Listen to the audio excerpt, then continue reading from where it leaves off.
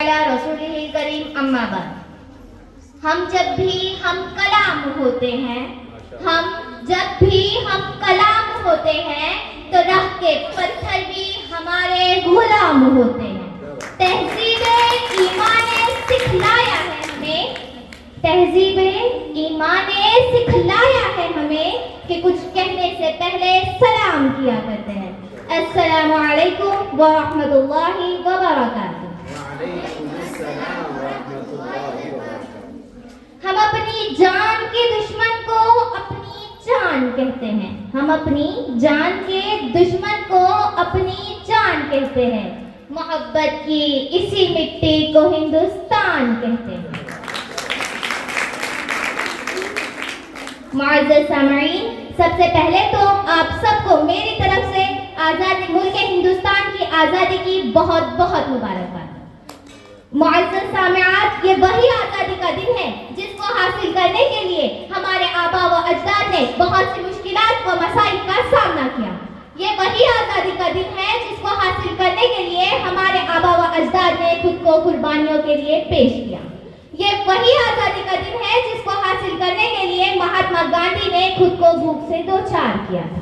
ये वही आज़ादी का दिन है जिसको हासिल करने के लिए अशफाक उल्लाह खान ने फांसी के फंदे को चूमा था और ये वाज़ेह किया था कि गलत इल्जाम है हम पर वफादारी नहीं करते,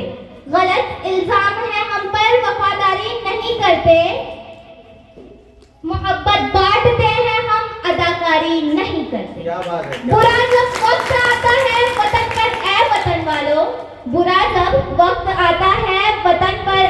वतन वालों, हम अपनी जान दे देते हैं, गद्दारी नहीं करते। और जब भगत सिंह को फांसी के फंदे पर चढ़ाया गया तो उनकी ज़बान से ये अल्फाज निकले कि अब भी जिसका खून न खौला, खून नहीं वो पानी है। जो देश के काम ना आए, बेकार वो जवानी है। आशिकाने वतन अपनी जान दे गए, अजमतों का हमें आसमान दे गए। गुलामी की हर जंजीर को तोड़कर हमको आजाद हिंदुस्तान दे गए। मुअज़्ज़ज़ सामईन, हिंदुस्तान की तारीख बोल रही है कि हिंदुस्तान को आजाद कराने में बहुत से लोगों ने अपना अहम किरदार अदा किया। और अगर हम बात करें बहादुर शाह जफर की, तो 1857 में जंग के बाद उन्हें रंगून की काली कोठरी के पीछे ढकेल दिया गया। और अंग्रेजों ने क्या कहा था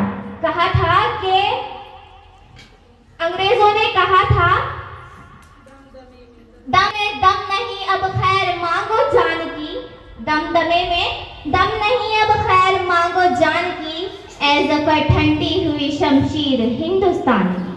तब बहादुर शाह जफर ने जवाब दिया कि गाजियों में बू रहेगी जब तलक ईमान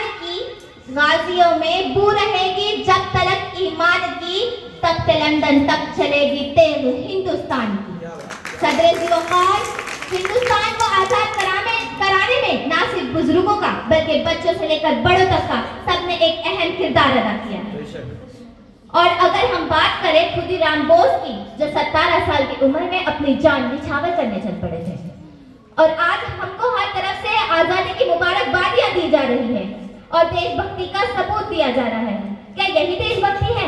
नहीं, असल देशभक्ति तो ये है कि एक किसान तपती हुई धूप के नीचे, खुले आसमान के नीचे पूरे हिंदुस्तान के लिए अनाज उगाता है।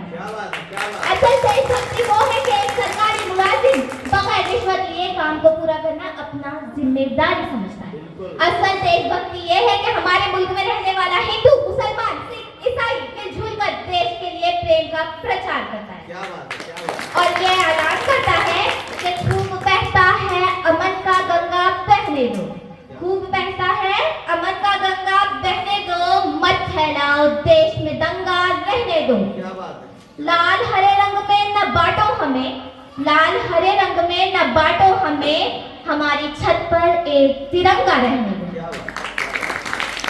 सदर वकार, ये हमारी खुशकिस्मती है कि हम मुल्क हिंदुस्तान में पैदा हुए। हमारे मुल्क में हिंदू भी पैदा हुआ, मुसलमान भी पैदा हुआ, सिख भी पैदा हुआ, यहाँ तक कि ईसाई भी पैदा हुआ। लेकिन हमारी सबसे बड़ी बदकिस्मती ये है कि हमारे मुल्क में इंसानियत पैदा नहीं है। अगर हम तमाम मज़ाहिब को भुलाकर देश में अमन का प्रचार करते हैं तो हमारा मुल्क सज जाएगा, संवर जाएगा और हमारे मुल्क का डंका देश विदेशों तक गूंजेगा। आखिर में मैं अपनी तकरीर का इख्तिताम करना चाहती हूँ चंद अशार पर कि एक दूजे का हम सभी सम्मान करेंगे, एक दूजे का हम सभी सम्मान करेंगे, झगड़ा ना कभी हिंदू मुसलमान करेंगे। नफरत जो सिखाए हमें आपस में लड़ाकर, नफरत जो सिखाए हमें आपस में लड़ाकर, उसके लिए जंग का ऐलान करेंगे। जय हिंद, जय भारत।